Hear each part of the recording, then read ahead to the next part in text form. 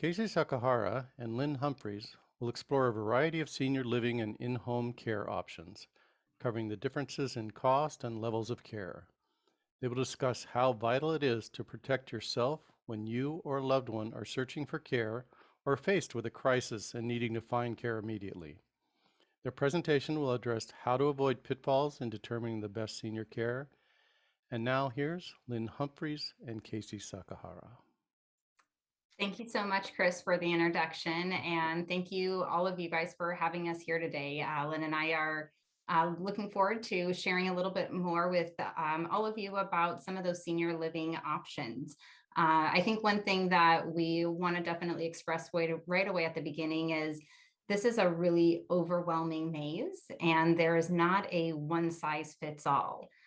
What sometimes works really well for one person may not work or be the right options for somebody else. And so those are kind of some of the things that we're going to be going through today. So I'm just going to go ahead and share my screen here. So we're really going to be talking today about when to plan for long-term care. Some of those different things that we're going to be going over and that you'll be learning a little bit about today is some of the basic senior living terminology. We felt that was going to be important. One, through our conversation today in our presentation, we'll be using some of these terms, but when or if you are at the time of starting to look for some of those different options, this will help you to be a little bit more familiar with what some of those terms might mean. And then we'll be talking a little bit about some of the different senior living options that are currently available today. We know that there's a lot of upcoming trends and different types of communities that are being developed. We're really going to be focusing on some of those different options that are available now and for when or if you need care, and then really how to best begin to plan and prepare for some of those different things. So I'm going to have Lynn go ahead and take over and talk a little bit more about some of those terminologies. Good afternoon. Thank you very much for this opportunity. There's many common terminologies that are utilized in the senior living industry, but there's three most common used terms, and one of those is called ADLs, which stand for activities of daily living, and that includes bathing, dressing, ambulating, toileting, medication management, and things that help you with your daily living, daily activities, basically. The next one is skilled nursing facilities, which are often referred to as SNFs or SNFs.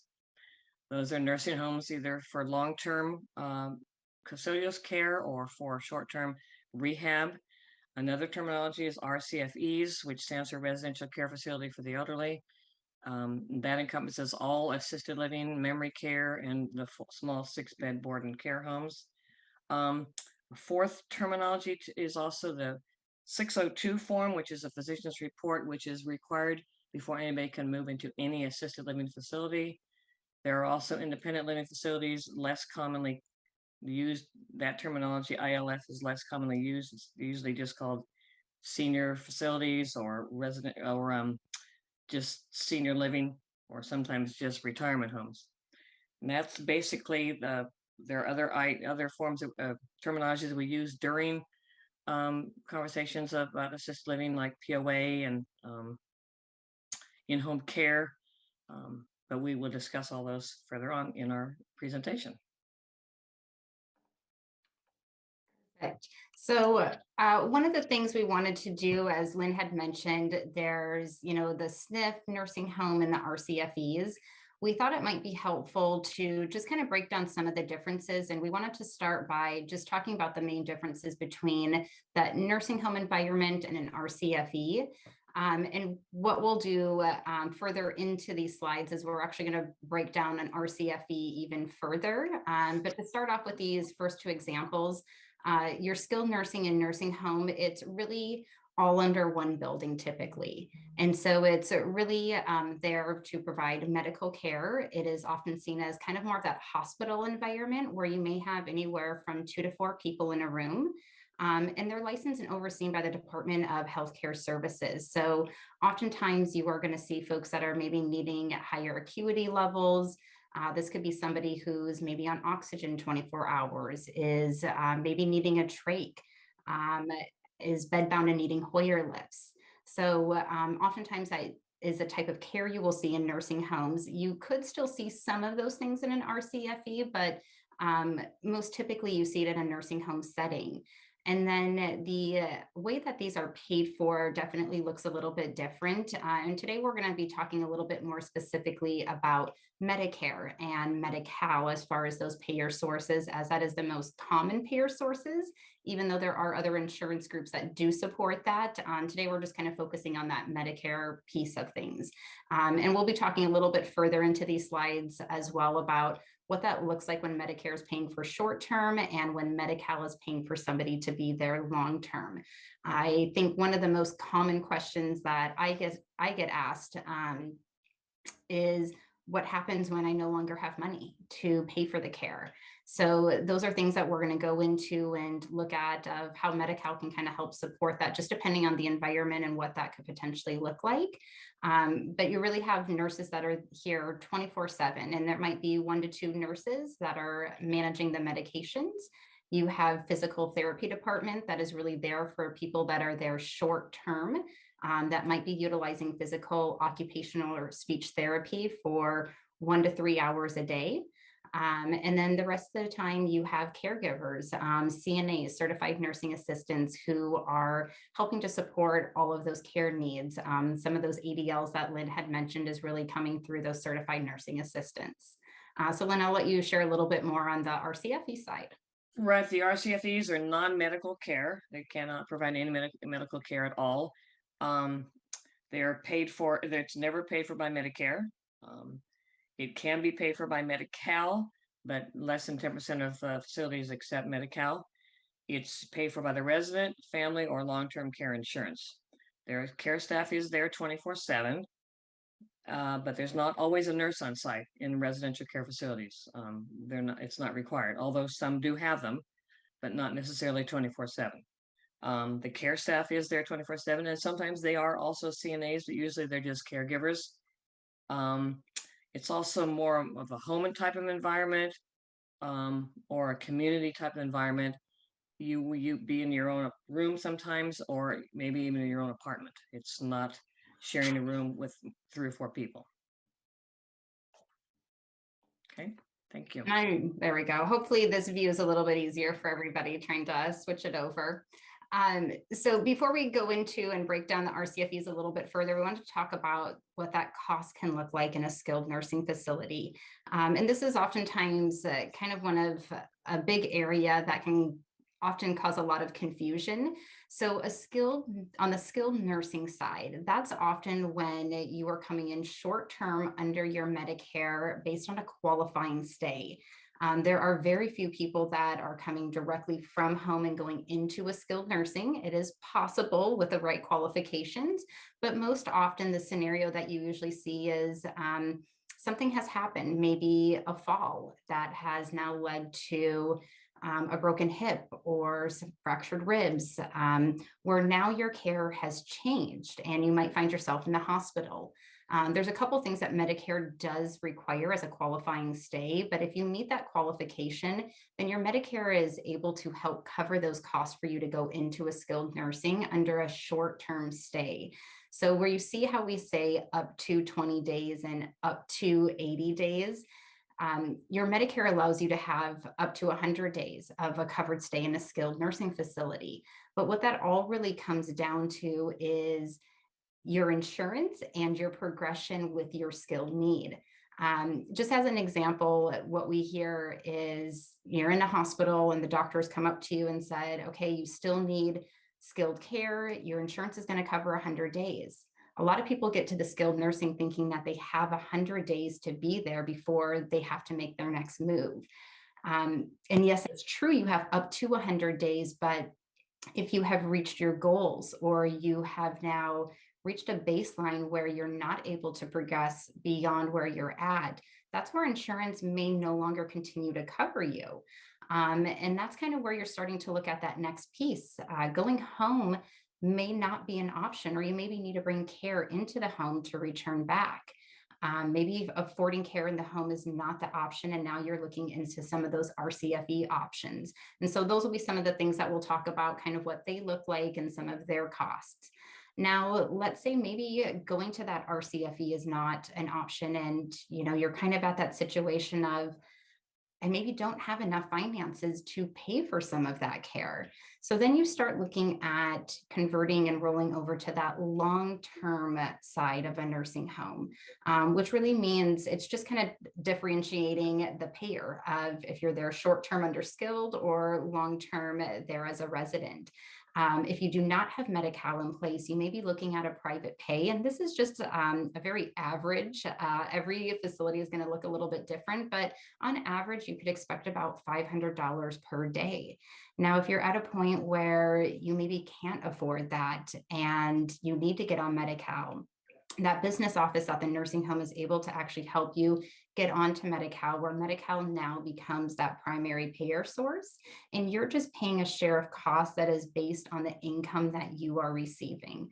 So those are kind of some of the differences in the different costs of what that may look like. And just depending, again, how well you're doing, and if you are still needing care after that skilled stay, that's where you now may be looking into some of those RCFE or in-home care options. So we'll share a few differences here between the large and small RCFEs, and I'll have Lynn go ahead and share a little bit on our larger RCFEs. Okay, thank you. The large assisted living facilities consist of independent living and assisted living and memory care in most cases. They include 3 meals a day, 2 snacks a day. They have basic cable, utilities are paid for, and anything other than your private cell phone, they will cover. Scheduled transportation to and from doctor's appointments, to and from activities, to and from outings, activities and entertainment. They even sometimes take trips to gambling casinos. They provide entertainment in there. There's exercise programs. They even usually have gyms on site. And those facilities range anywhere from 50 residents up to 200 residents. There are additional costs, and that's a move-in. There's always a move-in fee. In large facilities, there's the care cost is added to it, medication management, and they increase the fees with as care needs increase. I think that's about it. I can think right now. All right. So to kind of talk a little bit more about the smaller RCFEs. So again, they're all licensed under the same licensing. It is more just the size that sometimes changes some of the things that are required within these communities. So the smaller RCFEs, you may hear them called boarding care, a residential care home. These are homes within a neighborhood. You probably have driven by one maybe every day and did not even realize that that was a care home. Lots of times you will not even see a sign in front that indicate that this is a residential home. So it's a home in a neighborhood, and that can look and feel anything from, you know, just a very modest home all the way up to sometimes very elaborate looking homes where you have granite countertops, tiled floor, large outdoor areas where there's, you know, big, beautiful gardens and walking paths. So they really come in all different shapes and sizes. You know, but kind of as Lynn mentioned, some of those basic things that are going to be included in the cost are a little bit similar to the assisted living, where you have your meals, your cable, your utilities. I think one of the areas you sometimes see a difference in is the furniture in the room. Lots of times the care homes already have the room fully furnished. Everything is ready to go. So it can be helpful sometimes in those times of an immediate need of, you know, transitioning into a care home and maybe not having everything ready to go. These homes have everything set up and fully furnished with a bed, a nightstand, a lamp, and a dresser. One of the other bigger, I think, differences too is that the activity at a care home is going to be much more minimal compared to your larger assisted livings. Typically in your larger assisted livings, you might have residents that are a little bit more active and more alert and really able to participate in a lot of those activities, where some of the folks that you might see in a residential home might have more mild to advanced memory loss. They might have more physical care needs that they need support with. And so sometimes doing some of those bigger activities becomes a little bit more difficult. And so it might be more minimal activities. You definitely usually don't see the outings and different things like that. Very few care homes are actually able to do that. And there are some. And I think that's one thing that's really important to know, that There are hundreds of these homes throughout the Sacramento region, going into Yolo and kind of all of our surrounding places. And they all look and feel different, even though they all follow the same rules and regulations. There's going to be a different feel to them, and what might work for one person again might not work for another person, and it might be due to their care, it might be due to their budget, or just sometimes personal preferences. And so really being able to find somebody who can help you through all of this and really to best understand these different communities and really narrow that search down for you, I think is a really important piece as you're going into this. So typically in these homes, you have about 6 residents that are living there, and then you have caregivers that are there 24 hours a day. So you might have sometimes live-in caregivers and some that are awake staff and rotating every 8 to 12 hours. So it's really based on the care that's happening in the home. Um, you do have some cost in the care home, but I think one of the big differences, and we'll get to that in the next slide, is you typically have more of just a base flat rate at a care home, and don't often see all the additional increases in care cost and extra move-in fees. So kind of going into our next slide, Can I just go back really oh, quickly? yep, I'm Sure, sorry. I don't that's know how to fine. go back a slide, so. Well, in the larger facilities, you can have either like a studio apartment or a 1-bedroom apartment or even a 2-bedroom apartment. And they range anywhere from 300, 400 square feet up to as much as 1,200 square feet. It is more of a large little city. Everything's all built in there for you to participate in activities. And there's a lot more entertainment, like I said, but it's a more independent / assisted living feel than it is all assisted living. People can move in there independently, and then as their care needs increase or they start needing care needs, they can remain in the same apartment. So that makes it nice in that respect. Definitely. And kind of what Lynn was just mentioning there and the different sizes, that really kind of starts to play into the cost sometimes at these communities. So with assisted living, you see that we have costs can range, $4,000 to $8,000 a month. And there's definitely communities that might be a little bit under and a little bit over, but these are just really some general pricing that we wanted to give everybody. And I think, if you have a studio, if you have a 1-bedroom, if you have a 2-bedroom, those are all going to start your room rates very differently. And then on top of that, there's going to be additional care fees. And every facility is going to structure this a little bit differently. You might go to one assisted living that says, we have 5 levels of care. And then you go to another assisted living that says that we have 3 levels of care. That doesn't mean that the one with 5 levels is able to provide a higher level or more care. It's just the way that they have determined to structure their pricing fees. So that's often very confusing, as sometimes families are going from community to community and really trying to compare and understand those costs. And sometimes there's hidden costs that are not always discussed up front. Those sometimes can be on top of your care fees. You might have medication fees. You might see incontinence fees. If your schedule is 3 showers a week and now you've added in an additional shower, you will see an additional charge for those types of things. There's usually a move-in fee, and that can be anywhere from $2,000 to $6,000 just to move into the community. So there's definitely a lot of fees that come with that. And I always think that's important when you're really beginning to try to plan and anticipate, what do things look like now, potentially down the road? What are some of those expected costs? And is this going to be affordable? And if not, or if so, how long is that going to be affordable for? And just really kind of understanding that piece. Again, memory care.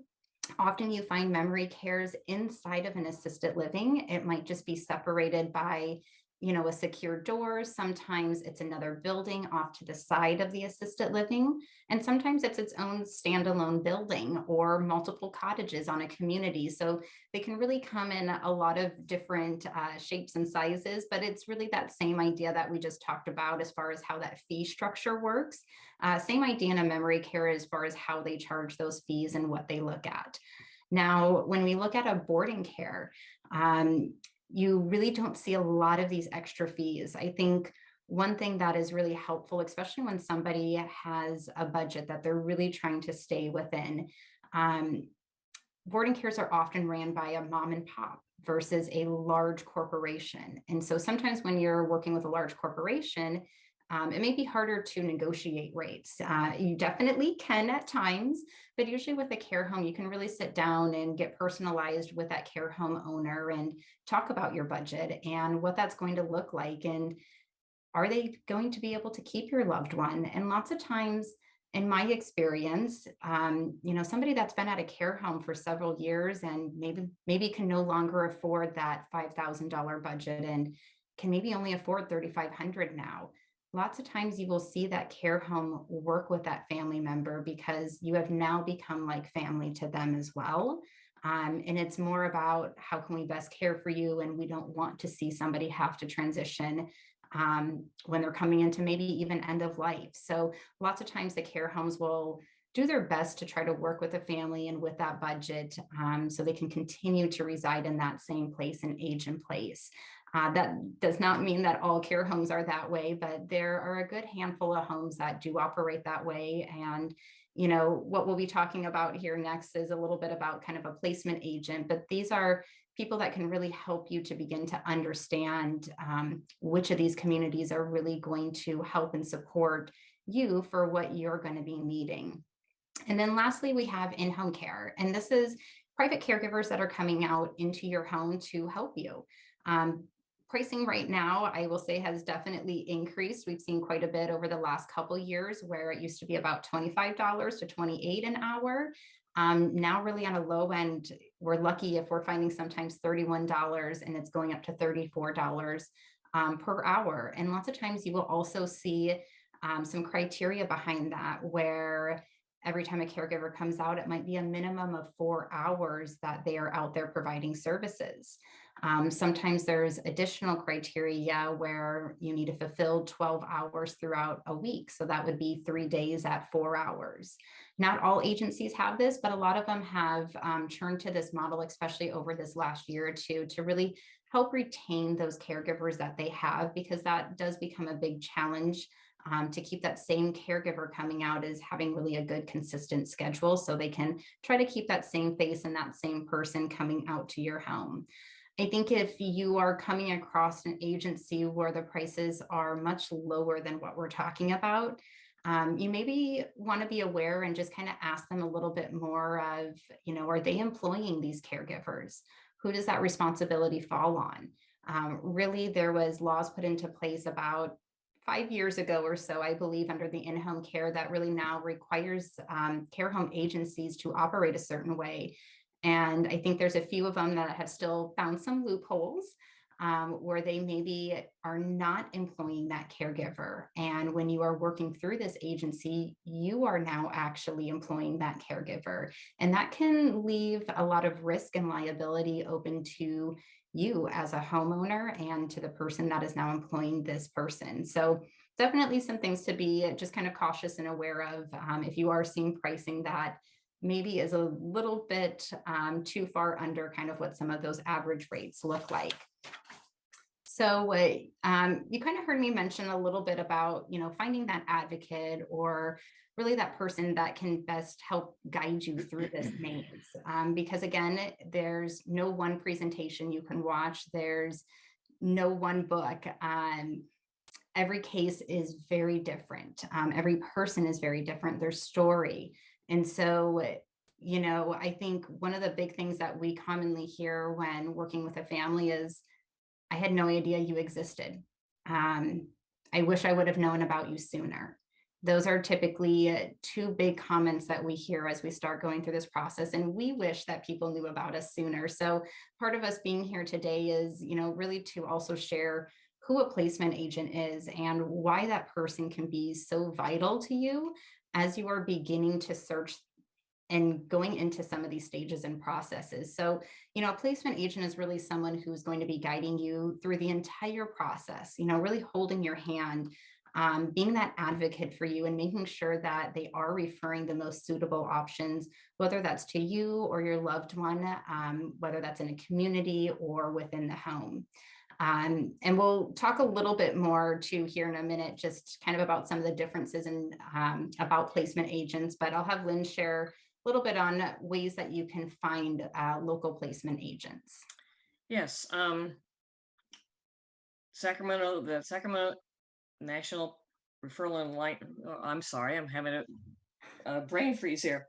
The Sacramento Referral and Placement Alliance is one place. They have a website now that you can check. It's fairly new, so I'm not sure when people start searching online if they're able to find that. In the past, the way you would get the name of a local agent or find assisted living would be to ask your friends, your financial planner, perhaps your doctor, perhaps a real estate agent when you get ready to sell a home. Might have seen some facilities. In some cases, you're just driving by and you see them. As far as the NPRA, the agents that are members of there are upheld to a code of ethics, best practices standard. Since the referral agency industry is not regulated, we're attempting to have some control over our agents by having a complaint process in place so that people can have complaints if there are and file them against a particular agent. There's also an online search, and we're going to talk more about the online search and how you can go online and start searching for assisted living facilities. But our next slide will explain to you what the pitfalls of that might be sometimes and how you have to be careful of that. I'm trying to think of where else you could find. Usually it is word of mouth and usually just driving by, but that's why having an agent is so important, because we, as agents, they are supposed to know all the various facilities, and well, we'll get to that in a second, then on our next slide. Sorry. Yeah. And I think what I will just add on to what Lynn is saying, and I think why it's important to even understand that we have a National Placement Referral Alliance, is this industry, unfortunately, is very unregulated.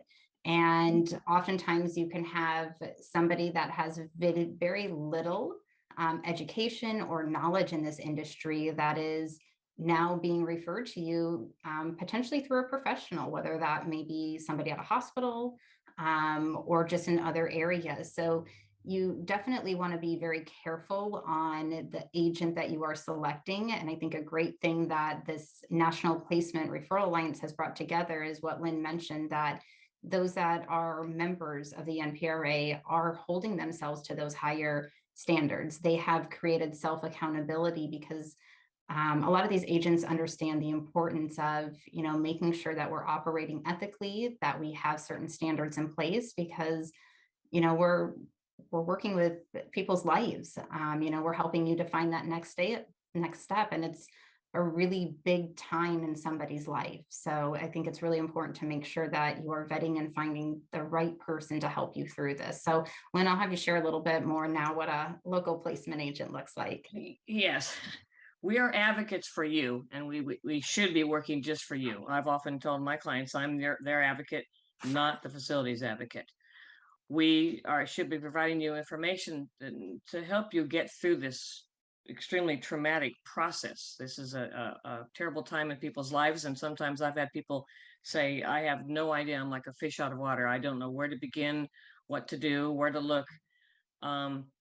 We should be familiar, an agent should be familiar with the current and past performance and of each of the facilities and each of the community that we refer you to. We should also be aware of, I try to match their care needs to the facility, their likes and dislikes, try to locate a facility close to the family if possible, so that the family is able to visit you, their loved one, as often as possible. We should provide you with what questions that you should be asking when you are doing the tours and when you are looking.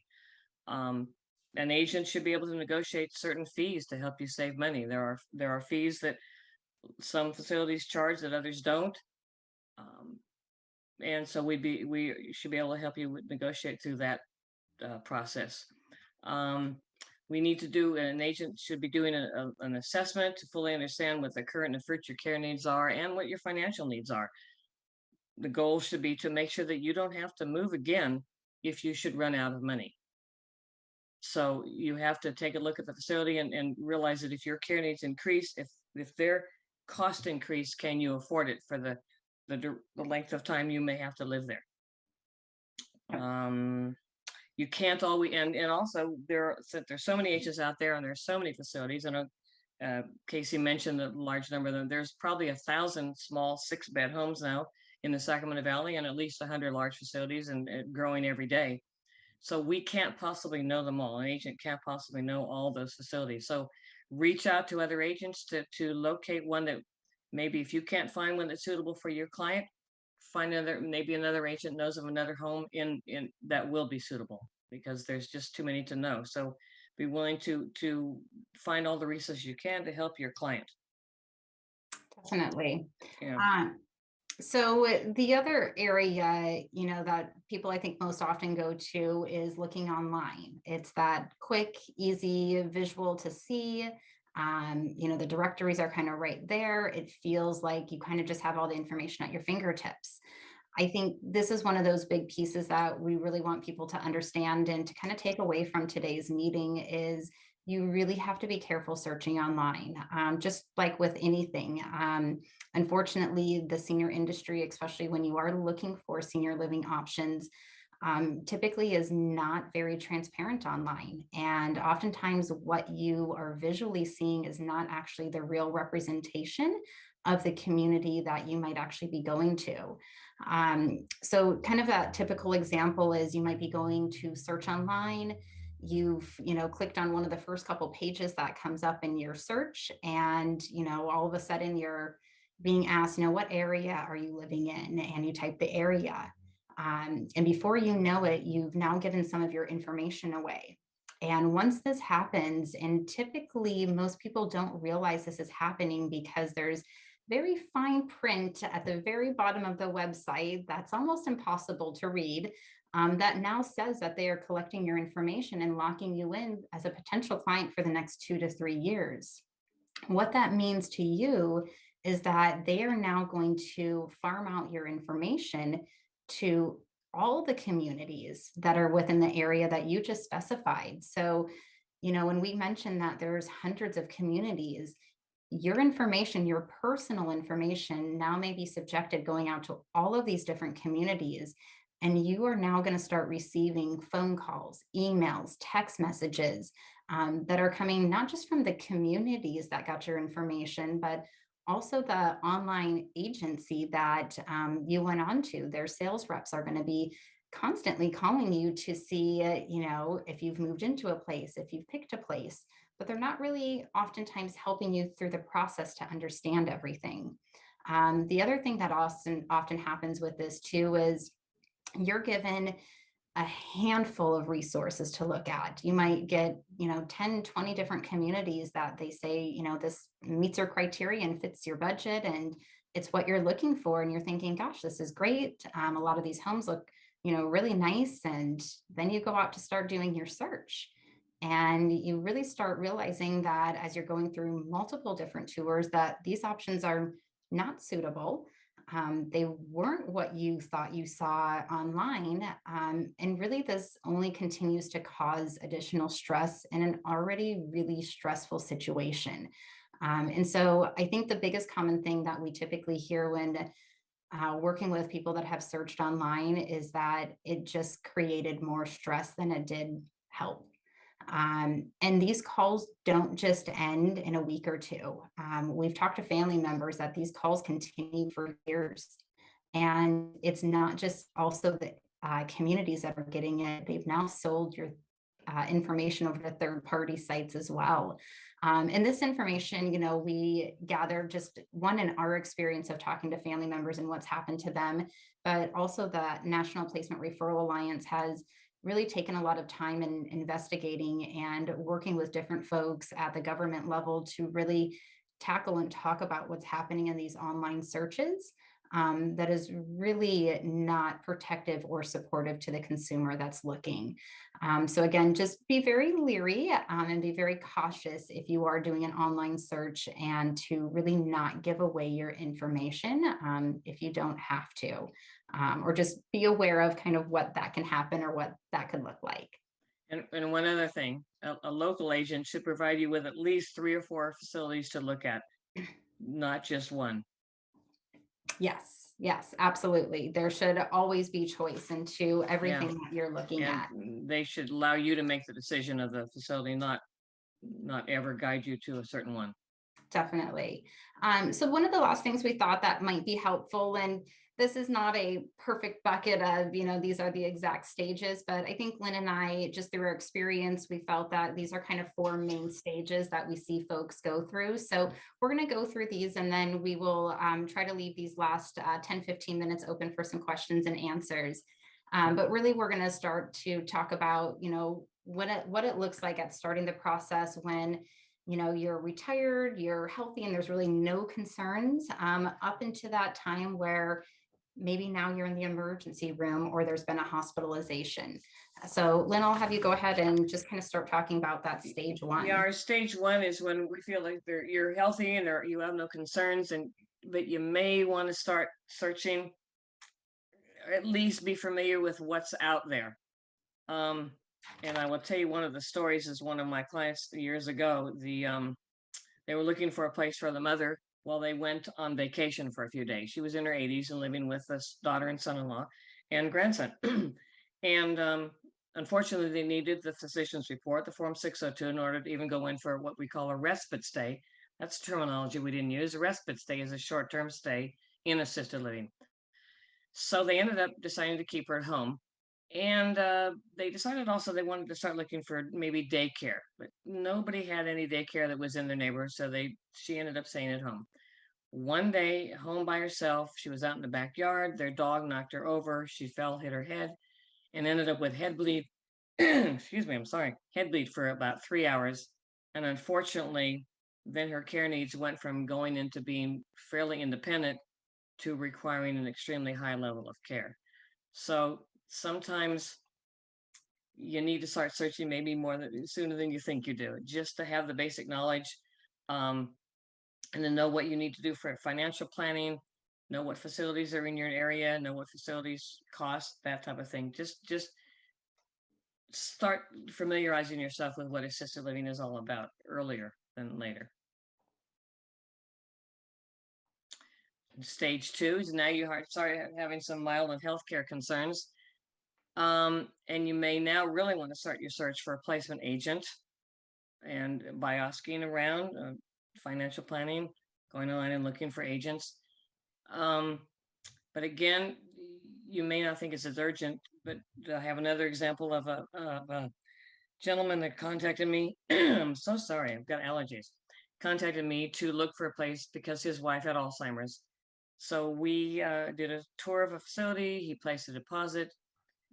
Came back home, and she was extremely upset about the move, and decided that he decided he just couldn't move her because it was too upsetting to her. So he canceled the deposit. Unfortunately, about 3 months later, he had a massive stroke. And being that they lived by themselves with nobody coming in to check on them on a regular basis, he lay there for 3 days, and she wandered around the house not knowing what to do. So that's when you start really needing to realize you need to make the placement. And unfortunately, allowing somebody that has the diagnosis of Alzheimer's, while you would like them to have a say-so in the decision, sometimes they're not able to make that kind of a decision anymore. And so you have to think with reality and not with emotions. And I know it's a difficult time, but unfortunately, it's a decision that has to be made. So. So then I'll talk a little bit here about stage 3. And we kind of look at this as when it's that time where things are becoming difficult to maintain that current lifestyle. I think a common scenario that I see in this stage is oftentimes when you might have a couple that's living together at home. One of them has maybe had some memory loss now for the last couple of years, and the other person is or has been caring for them. They may be healthy, but now are starting to experience different things. It might be that they are just becoming burnt out. They might have other health ailments themselves that are really being presented, but they're not caring for them because they are very focused on making sure that they care for that other person with a memory loss.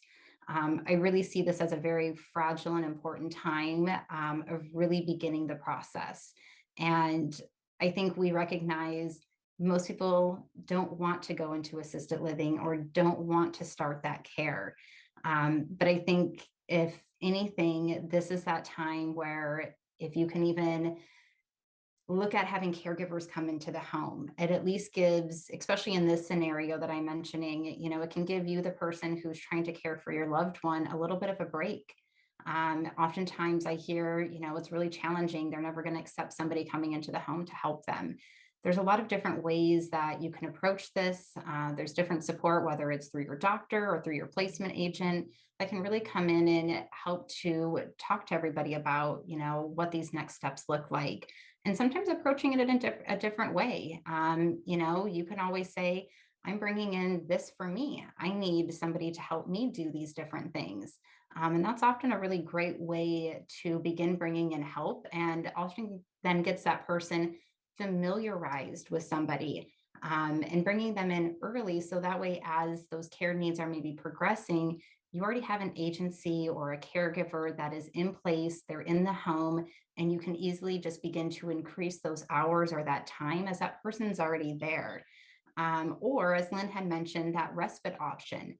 That can sometimes be a great way to begin to introduce somebody into a community to see how well it works. And, if it's something that they are enjoying or that they're thriving from, that respite can actually then turn into more of that long-term residency there. So we really encourage people at this stage to really begin, whether it's contacting, learning, getting more serious, or starting to bring in just a little bit of that help in the home. So, you as a person that's caring and doing all of that stuff for your loved one doesn't become that person in the hospital, because we see that happen all the time. And then that person still does not want to take care of themselves in the hospital because they are so worried about getting back home to their loved one, that is really dependent upon them. So this is definitely a great time to begin that process. And if you had not completed your forms at this stage, we really encourage that those POA paperworks, if you are signing that to a family member, really having those discussions, those financial plannings, those advanced directives of, how do you want things to look? What are your wishes? I know it can all be scary conversations, and there's a little stigma sometimes be having those conversations, but they are really important to have. And sometimes at any age, they're okay to have those conversations so people are aware. And then lastly, we kind of look at our stage 4 as, sometimes that crisis stage where you're now finding yourself in an emergency room where your loved one has been hospitalized. This is that time where you can immediately, if you've already found a placement agent, you can contact them right away, let them know what's going on.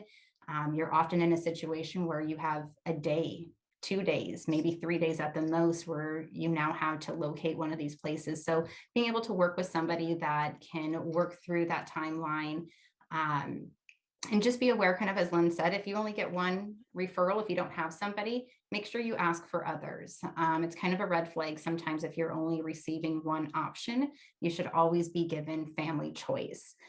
So those are kind of some of the different stages that we kind of look at for everybody to go through. So we'll go ahead now and open up for some questions and answers.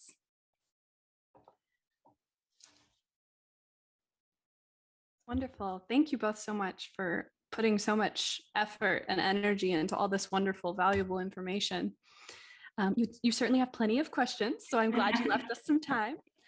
I think we'll start off with one that was popping up several times. What happens to a person in assisted living if the funds run out? Can you give us more detail on that? If they don't have any relatives anymore, or if their private funds run out, are they evicted? That's a tough one. Cassie. So honestly, this answer can be answered in a lot of different ways, and funding can look very different for everybody. So somebody might have a savings, and you might have two people that have a great savings, but their Social Security, pension, retirement, one person might have a monthly of $6,000 and the other person might have a monthly of $1,500. that's going to lead them into two very different situations. So you've maybe ran out of your savings, but sometimes somebody's monthly income is still enough where they can continue to pay for some of those private pay places. In a situation where your money has run out and you do not have that regular monthly income or that family support, depending on the community that you're in, oftentimes those larger assisted livings, they are going to give you an eviction notice. I don't know if I've really worked with very many that will continue to keep that resident that can't afford their actual costs. Lynn, I don't know if you have, but I don't think that I really have not, but I know that there's been conversation that they can't really evict you, but on the flip side, you can't, a facility can't absorb that cost for too long. So in most cases, the person realizes they do have to find another avenue. The goal, my goal has always been to make sure my clients' money lasts them anywhere from 5 to 7 years. And the reason I use that figure is because that's the average length of time that a person lives, at least in the state of California, in assisted living, 3.5 to 5 years, perhaps maybe 7 years. So I try to figure, I have to ask them their budget and what how much resources they have, if they have money in the bank, that type of thing, and then anticipate their care needs increasing so that you have a maximum amount they can afford in order to live as long as 7 years in that facility. So that's kind of been my goal. And for 25 years, it seems to have worked so far. I've never had a client be asked to move out. So. And I think, kind of in what Lynn is also talking about is you're, putting that financial plan together. Some people, they definitely want to start out at, that Taj Mahal, the best of the best, and, at the highest payer, and sometimes they're going in a 2-bedroom. And I think if you are looking at your finances and seeing that, there's going to come a period, I think those are things to consider of, maybe I don't have to have that 2-bedroom. Maybe I can go to a 1-bedroom, or down the road, maybe I can go down to a studio and continue to save on cost. Or maybe I look at the residential care homes because they are going to have maybe a lower price point, and that will stretch my funds out a little bit longer. And, if you are also at that point too, where you see that your funds are beginning to run out, that might be that time where you're starting to look at potentially getting onto Medi-Cal. And I will say Medi-Cal is not the saving grace. It's not, you get on Medi-Cal and you just get all these different options. It is very difficult, even in the nursing home, those that take the Medi-Cal, it's not get Medi-Cal, call a nursing home and get in. Hospitals who have first priority into a nursing home have a difficult time getting somebody into a nursing home under Medi-Cal. So being in the community, just as your own person trying to reach out and make these phone calls, you will find can be very challenging and very frustrating. And even some of those services where Medi-Cal pays for the very few assisted livings, if you're in the community, that could be a 3 to 4 year wait list. There's in-home supportive services that people often refer to and think, oh, great, I'll get on Medi-Cal and I'll get IHSS in-home supportive services out in the home. Well, that doesn't always work either, because the care that you need might not actually match the hours that you're going to receive. And that's typically a very common case that we see. So just know that there are options. I think the earlier you can plan, especially if you're utilizing Medi-Cal, and you can get connected with different programs, like I'll just use that as an example, the PACE program. I think that is a wonderful program because they are designed to try to keep you as independent as possible at home.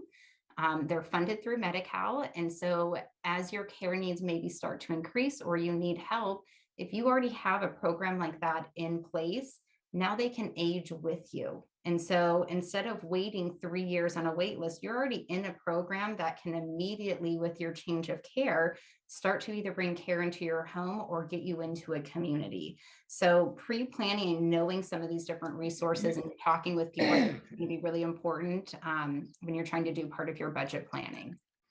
It sounds like a really big reason to contact a placement agent as well, because that can just give you long-term ideas of how to plan for this into the future. Yeah. There is a clarification question. There's several questions in the financial category, so I'm just going through those. There was a clarification question about the costs that you listed on your slide. Were those per month? Yes. Yes. Okay. And then many people are curious about factoring in the cost of placement agents, do you have rough ideas of how much that people can expect for that? No, Great we question. don't charge you anything. Our services are free. So the way that that works, and it's actually a great thing. It makes it Yeah. a really wonderful when people are going through this. So the way that agents actually receive their fees is through the communities that they work with.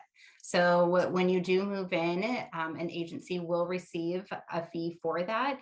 You are not being charged anything extra though. So your fees as part of going into that assisted living are going to look the same, whether you're using an agent or not. And I will say sometimes, and it's usually in the smaller homes because there's not set prices usually listed. If you go in blindly, you pull up in your nice, beautiful car, they might say, hey, we start at $6,000. As an agent, we know they really start at $4,000. So, we definitely, and that's kind of where Lynn mentioned that negotiation and really understanding and being the advocate for that family member, because even though you can afford $6,000, if the care is really only at a $4,000 rate, you shouldn't be paying a greater level just because. It should be really equivalent to your care. Yeah, thank you. That was, I'm sure a lot of people are very happy to hear that news. Yes. A final point about the placement agents. Do they, you two are both placement agents, is that true? Correct. Yes. Okay. So do you have how big is your geographical area of what you're supposed to know about? Like, are you Sacramento area, or do you know all about the Northern California places? I've been as far as excuse me, I'm sorry. I've been as far as Santa Cruz, Stockton, San Francisco, the Bay Area, up to Placerville. I go where I need to be, and I go on the tours of my clients. So if I have never seen a facility, because for instance, in the Santa Cruz area, I will go with my clients to see the facility, to do my own vetting of it, if you will. So I go where it's necessary, wherever I possibly can go, as far down in Southern California if necessary. Oh. And I'll just kind of add on to that, because I think for every agent, it can be a little bit different. I think some agents, it's specific to the area that they're in. I know for myself and my company, if it becomes outside of the Sacramento area and I have not seen these places visually, I connect with somebody that I trust in another area and work together or connect the family over to that person. And it really has to be, I have to feel confident and comfortable with that agent and knowing that they're doing the work the way that I would also do that same work. Yes, actually, I did that with an agent in, I think it was Seattle or somewhere. I contacted an agent through the NPRA. It was a member of the chapter of NPRA, and found an agent that way. And am I correct in remembering that's how you two met? Yes, through the National Placement Referral Alliance, that I was bumbling on the words earlier, but hey, Let's see. Someone asked, is there a name for the types of facilities that have varied level of care on the same site, like assisted living and memory care and things like that? It seems like a good option to keep all of it under one roof as things change. It just makes it less stressful. Multi-level facility is about the best way. Is that what you say? Yeah. And you start out independent. And what makes it nice about those is that you can start out independently, like I was mentioning, and graduate to assisted living. You stay in the same apartment. What's even nicer is that if you are a married couple and maybe one or the other suddenly needs a memory care, they can move into the memory care wing, yet still be part of the same community. Mm-hmm. Husband, wife can go visit husband, vice versa, or you can bring them out, have their meals with you in the assisted living portion, but they still familiar with the surroundings. There are still some of the same staff. The continuity of care is the best way, and to me, that's the ultimate way to do it.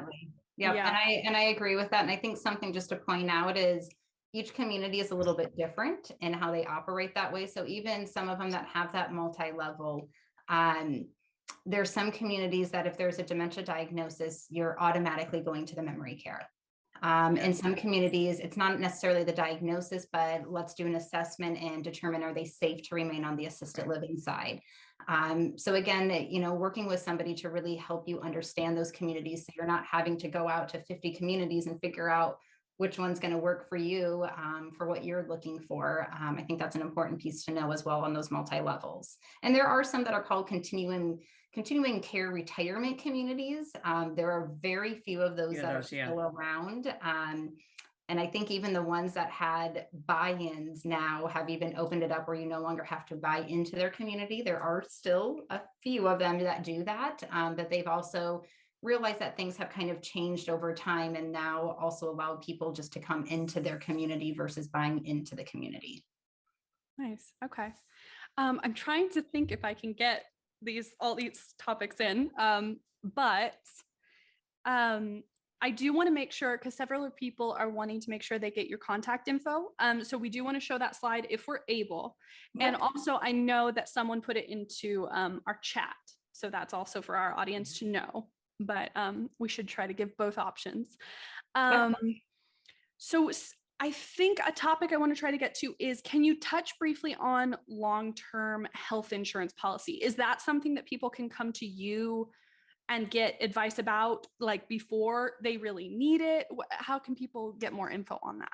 Yeah, actually, I'm meeting with a client Monday afternoon to look at their long-term care policy, and that I'll do that often. More and more people are now having that. It's the last 4 or 5 years. Up until 5 years ago, that was hardly ever heard of, long-term care policies. But now what I will do is I look at the policy. 99% of them have a 90-day elimination period. I'll explain to them that. I actually evaluated one the other day, looked at it, and the company was telling the wife that they only had 75% of the daily rate that was covered, till I went through the policy and found where the husband had purchased the rider to increase it. He paid extra to have it be 100% of the daily rate coverage. So she was thrilled to find that out. So yeah, I don't know if I have a couple options of people that do sell long-term care insurance that I can recommend. But I know I'm sure that Cassie does the same thing. We will look at their policy and go through it and find out what it covers and what it doesn't cover. And it's a fabulous thing to have, and I'm seeing more and more people that have it now, and I recommend that to everybody if you can. Possibly, if you're 50 or over, go out and buy it if you can. The problem is that in the state of California, several companies have stopped selling it because they realized the exposure that it created for them, the liability, the exposure, the financial costs. And so I think from my understanding, it's now only 5-year policies are being sold for the most part, rather than lifetime policies. But it's still a fabulous plan to have. Yeah. And I would say, I'm not an expert as far as when you're at the beginning stages of getting the policy. I probably haven't talked to a lot of folks when they're at that stage. It's typically once they're getting to the point of using that policy.